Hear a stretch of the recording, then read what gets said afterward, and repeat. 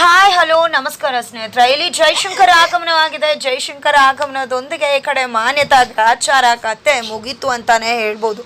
ಆದರೆ ಯಾರ ಗ್ರಹಚಾರ ಮುಗಿಯಿತು ಏನೋ ಗೊತ್ತಿಲ್ಲ. ಆದರೆ ತಪ್ಪೇ ಮಾಡದೇ ಇರೋ ಪಾಪ ಮಾಡಿರ್ತಕ್ಕಂಥ ರಾಮಾಚಾರಿ ಕತೆ ಮುಗಿದೇ ಇದ್ರೆ ಸಾಕು. ಆದರೆ ಸಖತ್ ಚಾಲೆಂಜ್ನ ಫೇಸ್ ಮಾಡಬೇಕಾಗಿದೆ ಈ ಕಡೆ ಗುರುಗಳು. ಹಾಗಿದ್ರೆ ಆಗಿದ್ದೇನು, ಈ ಕಡೆ ಕೇಕೆ ಎಲ್ಲ ಸತ್ಯನ ಕೂಡ ಚಾರು ಮುಂದೆ ಹೇಳೇ ಬಿಟ್ರಲ್ಲಪ್ಪ ಅಂತ ಅಂದ್ಕೊಂಡ್ರೆ, ಹಾಗಿದ್ರೆ ನಿಜ ಹೇಳೇ ಬಿಟ್ರೆ ಏನಾಗ್ತದೆ ತಿಳ್ಕೊಬೇಕು ಅಂದರೆ ಈಗಲೇ ನಮ್ಮ ಈ ಚಾನಲ್ನ ಸಬ್ಸ್ಕ್ರೈಬ್ ಮಾಡಿ, ಹಾಗೆ ಒಂದು ವಿಡಿಯೋವನ್ನು ಪೂರ್ತಿಯಾಗಿ ನೋಡಿ.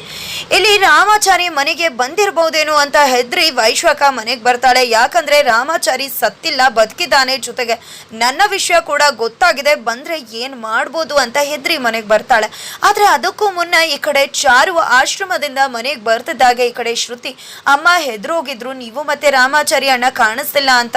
ದೀಪ ಕೂಡ ಆರೋಯ್ತು, ದೀಪ ಕೂಡ ಬಿದ್ದೋಯ್ತು, ಅದಕ್ಕೆ ಅನಾಹುತ ಘಟಿಸಬಹುದು ಅಂತ ಅಮ್ಮ ಹೆದ್ರಿದ್ರು ಅಂತ ಹೇಳ್ತಿದ್ದಾಳೆ. ಇದರಿಂದಾಗಿ ಚಾರು ಆಳೋಕ್ಷಿ ಶುರು ಮಾಡ್ತಾಳೆ. ಎಲ್ಲಿ ರಾಮಾಚಾರಿ ಅಂತ ಅತ್ತೆ ಕೇಳ್ತಿದ್ರೆ ಅದು ರಾಮಾಚಾರಿ ಅತ್ತೆ ಅಂತ ಹೇಳಿ ಸತ್ಯ ಹೇಳಬೇಕು. ಅಷ್ಟರಲ್ಲಿ ಕೇಕೆ ರಾಮಾಚಾರಿ ಅವತಾರದಲ್ಲಿ ಬಂದೇ ಬಿಡ್ತಾನೆ. ಈ ಕಡೆ ರಾಮಾಚಾರಿ ನೋಡಿದ್ದೆ, ಈ ಕಡೆ ಖುಷಿ ಆಗ್ಬಿಡತ್ತೆ. ನಂತರ ಕೇಕೆ ಬಂದಿದ್ದೆ, ಅಮ್ಮ ನೀವು ಕಳೆದೋಗಿರೋ ಮುತ್ತು ನಿಮ್ಮ ಕೈಗೆ ಸಿಗುತ್ತೆ. ಕೋಟಿ ದೇವರು ನಿಮ್ಗೆ ಮೋಸ ಮಾಡ್ಬೋದು, ಆದ್ರೆ ಇರ್ತಕ್ಕಂಥ ಒಂದೇ ಒಂದು ದೇವತೆ ನಿಮ್ಗೆ ಮೋಸ ಮಾಡೋದಿಲ್ಲ ಅಂತ ಹೇಳ್ತಾರೆ. ಮಾತು ಕೊಡ್ತಾರೆ, ನಿಮ್ಮ ಮಗ ನಿಮ್ ಮುಂದೆ ಬರ್ತಾರೆ ಅಂತ. ಈ ಕಡೆ ಇವನಿಂದಾನೇ ಎಲ್ಲ ಆಗಿದ್ದು, ನನ್ನ ಗಂಡನ ಸ್ಥಿತಿಗೆ ಇವನೇ ಕಾರಣ, ಇವನನ್ನಂತೂ ಯಾವುದೇ ಕಾರಣಕ್ಕೂ ನಾನು ಬಿಡೋದಿಲ್ಲ ಅಂತ ಚಾರು ಮನಸ್ಸಲ್ಲೇ ಅನ್ಕೋತಾಳೆ. ಈ ಕಡೆ ಚಾರು ಕಷ್ಟ ಹೇಳ್ತಿರೋದು, ಆದ್ರೆ ಅಲ್ಲಿ ರಾಮಾಚಾರಿಗೆ ಟ್ರೀಟ್ಮೆಂಟ್ ಆಗ್ತಾ ಇದೆ. ಇಂಥ ಒಂದು ಕೇಸ್ ಎಂದೂ ಕೂಡ ನಮ್ಮ ಆಶ್ರಮಕ್ಕೆ ಬಂದಿಲ್ಲ ಅಂತ ಅಲ್ಲಿ ಟ್ರೀಟ್ಮೆಂಟ್ ಮಾಡ್ತಿರೋ ಹುಡುಗಿ ಹೇಳ್ತಿದ್ರೆ, ಹೌದು ಇದು ಒಂದು ನಮಗೆ ಒಂದು ರೀತಿ ಚಾಲೆಂಜ್ ಅಂತ ಹೇಳ್ತಿದ್ದಾರೆ. ಆದರೆ ಎಷ್ಟೇ ಕಷ್ಟಪಟ್ಟು ಮಾಡ್ತಾ ಇದ್ರು ಕೂಡ ಈ ಕಡೆ ಉಸಿರಾಟ ಕ್ಷೀಣಿಸ್ತಾ ಹೋಗ್ತಿದೆ ಹೊರತು ಅವರ ಪಲ್ಸ್ ರೇಟ್ ಇನ್ಕ್ರೀಸ್ ಆಗ್ತಾನೆ ಇಲ್ಲ. ಇದೇನಿದು, ಇಷ್ಟು ವರ್ಷ ನಾವು ಎಷ್ಟೆಲ್ಲ ನೋಡಿದ್ದೀವಿ, ಆದರೆ ಇವತ್ತು ನಮಗೆ ಯಾವುದೇ ಮೆಡಿಸಿನ್ಸ್ ಕೂಡ ವರ್ಕ್ ಮಾಡ್ತಾ ಇಲ್ಲ. ಇದು ಒಂದು ಚಾಲೆಂಜಿಂಗ್ ಕೇಸ್ ಆಗಿದೆ ಅಂತ ಗುರುಗಳು ಕೂಡ ಅನ್ಕೋತಿದ್ದಾರೆ. ನಮಗೆ ಬದುಕಿಸೋದು ಕಷ್ಟ ಅಂತ ಅನ್ಕೋತಿದ್ದಾರೆ. ಆದ್ರೂ ಕೂಡ ಈ ವಿಷಯನ ಚಾರುಗೆ ಹೇಳೋದು ಬೇಡ. ಯಾಕಂದ್ರೆ ನಮ್ಮ ಮೇಲೆ ನಂಬಿಕೆ ಇಟ್ಟು ಹೋಗಿರೋ ಹುಡುಗಿಗೆ ಈ ರೀತಿ ನಾವು ಹೇಳೋದು ತಪ್ಪಾಗುತ್ತೆ. ನಮ್ಮ ಕೈ ಮೀರಿ ಪ್ರಯತ್ನ ಮಾಡೋಣ ಅಂತ ಹೇಳ್ತಿದ್ದಾರೆ. ಬಟ್ ರಾಮಾಚಾರಿ ದೇಹ ಹಸಿರುಗಟ್ಟೋಕೆ ಶುರು ಆಗಿದೆ. ಅವರ ಉಸಿರಾಟ ಕ್ಷಣಕ್ಕೂ ಕೂಡ ಕ್ಷೀಣಿಸ್ತದೆ. ಈ ಕಡೆ ಗುರುಗಳು ಕೊಡ್ತಿರೋ ಟ್ರೀಟ್ಮೆಂಟ್ ಕೂಡ ವರ್ಕ್ ಆಗ್ತಿಲ್ಲ.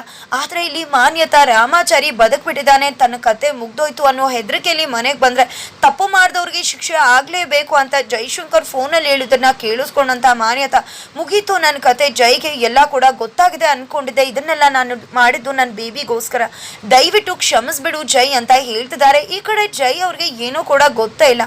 ಅದು ಗೊತ್ತಾಗ್ತಿದ್ದಾಗೆ ಹಾಗೆ ಪ್ಲೇಟ್ನ ಚೇಂಜ್ ಮಾಡೇ ಬಿಡ್ತಾರೆ. ಆದ್ರೂ ಕೂಡ ಜೈ ಅವ್ರಿಗೆ ಅನುಮಾನ ಬರುತ್ತೆ, ನನ್ನ ಮಗಳು ಮತ್ತೆ ನನ್ನ ಅಳಿಯಂಗೆ ಏನಾದ್ರೂ ನಿನ್ನಿಂದ ತೊಂದರೆ ಆದ್ರೆ ಖಂಡಿತ ನಿನ್ನನ್ನಂತೂ ಜೀವಂತ ಬಿಡೋದಿಲ್ಲ ಅಂತ ಎಚ್ಚರಿಕೆ ಕೂಡ ಕೊಡ್ತಾರೆ ಜೈ ಅವರು. ನಂತರ ಇಲ್ಲಿ ರಾಮಾಚಾರಿನೋ ಇಲ್ಲಿರೋದು ಕೇಕೆನೋ ಒಂದು ಕೂಡ ಅರ್ಥ ಆಗ್ತಿಲ್ವೇ ಅಂತ ವೈಶ್ವಕ ಅನ್ಕೋತಿದ್ರೆ, ಇಲ್ಲಿ ಚೋಕ್ ಕೊಡ್ಬೇಕು ಅಂತ ಕೇಕೆ ರಾಮಾಚಾರಿ ತರನೇ ಕೌಂಟರ್ ಕೊಟ್ಟು ಅವಳಲ್ಲಿ ಭಯನ ಉಂಟು ಮಾಡ್ತಿದ್ದಾನೆ. ಜಸ್ಟ್ ಇದು ಟ್ರೈಲರ್ ಅಷ್ಟೇ, ಇನ್ನೂ ಕೂಡ ಕತೆ ಬಾಕಿ ಇದೆ. ಖಂಡಿತ ಇನ್ನೂ ಕೂಡ ಮುಟ್ಸೋದು ತಡ್ಸೋದು ಬಾಕಿ ಇದೆ ಅಂತ ಹೇಳಿ ಕೇಕೆ ಮನಸ್ಸಲ್ಲೇ ಅನ್ಕೊಂಡು, ನಿಮಗೆ ಕೇಕೆ ಏನು ಅನ್ನೋದನ್ನ ಯಾವ ರೀತಿ ತೋರಿಸ್ತೀನಿ ನೋಡ್ತಾರಿ ಅಂತ ಚಳಿ ಬಿಡಿಸೋಕೆ ಶತಸಿದ್ಧವಾಗಿ ಕೇಕೆ ನಿಂತ್ಕೊಂಡಿದ್ರೆ, ಇಲ್ಲಿರೋದು ಯಾರು ಅನ್ನೋ ಕನ್ಫ್ಯೂಷನ್ ಅಲ್ಲಿ ಹೆದ್ರಿ ಬೆಂಡು ನೀರಾಗ್ತಿದ್ದಾರೆ ಈ ಕಡೆ ವೈಶಾಖ. ಇದೆಲ್ವೂ ಆಗ್ತಿದ್ರೆ ಈ ಕಡೆ ಚಾರು ಹಾಗೆ ಮಲ್ಕೊಂಡಿರ್ತಾಳೆ ಸುಸ್ತಾಗಿ. ಆ ಟೈಮಲ್ಲಿ ಕೇಕೆ ಬಂದಿದ್ದೆ ಚಾರು ಮುಂದೆ, ಚಾರು ಮೇಡಮ್ ಖಂಡಿತ ಅದಕ್ಕೆ ನೀವು ಏನೇ ಮಾಡಿದ್ರು ಅಣ್ಣಂಗೋಸ್ಕರ ಮಾಡಿದಿರ ಅಂತ ಗೊತ್ತು, ಆದರೆ ನೀವು ಎಷ್ಟು ಗ್ರೇಟ್ ಅನ್ನೋದು ಕೂಡ ನನಗೆ ಅರ್ಥ ಆಗಿದೆ ಕೂಡ.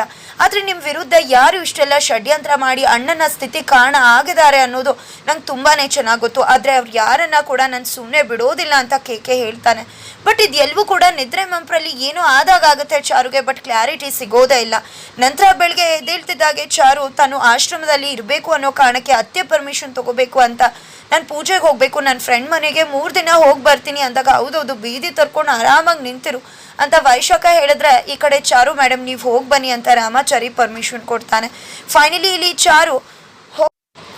ಚಾರುಗೆ ಇಲ್ಲಿ ಗುರುಗಳು ಕಾಲ್ ಮಾಡ್ತಾರೆ, ನೀನೇನು ಹೆದರ್ಕೋಬೇಡಮ್ಮ, ನಿನ್ ಗಂಡ ಹುಷಾರಾಗ್ತಿದ್ದಾನೆ ಅಂತ. ಹಾಗಿದ್ರೆ ಇಲ್ಲಿ ರಾಮಾಚಾರಿ ದೇಹ ಸ್ಪಂದಿಸ್ತಾ ಇರ್ಲಿಲ್ಲ, ಆದ್ರೆ ಈಗ ಚೇತರ್ಗೆ ಕಾಣಿಸ್ತಿದ್ಯಾ ಅಂತ ಅನ್ಸತ್ತೆ.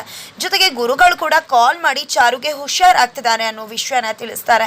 ಜೊತೆಗೆ ಇಲ್ಲಿ ಕೇಕೆ ಕೂಡ ಚಾರು ಜೊತೆ ಆಶ್ರಮಕ್ಕೆ ಹೋಗ್ತಿದ್ದಾರೆ. ಹಾಗಿದ್ರೆ ಕೇಕೆ ಎಂತವನು ಏನು ಅನ್ನೋ ಸತ್ಯ ಚಾರು ಮುಂದೆ ಗೊತ್ತಾಗತ್ತಾ? ಕೇಕೆನೆ ತಮ್ಮನ್ನ ಕಾಪಾಡಿ ಆಶ್ರಮನ ತಲುಪೋಕೆ ಕಾರಣ ಆಗಿದ್ದು ಅನ್ನೋದು ಗೊತ್ತಾಗತ್ತಾ? ಕೇಕೆ ತುಂಬಾನೇ ಒಳ್ಳೆಯವನಾಗಿದ್ದಾನೆ ಅನ್ನೋದು ಗೊತ್ತಾಗಿ ಕೇಕೆನ ಚಾರುನೇ ಆಶ್ರಮಕ್ಕೆ ಕರ್ಕೊಂಡು ಹೋಗ್ತಾಳ. ಈ ಕಡೆ ಮೈದಾ ಮತ್ತೆ ಅದಕ್ಕೆ ಸೇರ್ಕೊಂಡು ರಾಮಾಚಾರಿನ ಹೇಗೆ ಕಾಪಾಡಿ ಸುತ್ತಮುತ್ತ ಷಡ್ಯಂತ್ರ ಮಾಡಿರೋರ್ಗೆ ಪಾಠ ಕಲಿಸ್ತಾರೆ ಅನ್ನೋದನ್ನ ತಿಳ್ಕೊಬೇಕು ಅಂದ್ರೆ ಈಗಲೇ ನಮ್ಮ ಈ ಚಾನಲ್ನ ಸಬ್ಸ್ಕ್ರೈಬ್ ಮಾಡಿ. ಮುಂದಿನ ವಿಡಿಯೋಗೋಸ್ಕರ ರೀಚ್ ಮಾಡೋದನ್ನ ಮರಿಬೇಡಿ.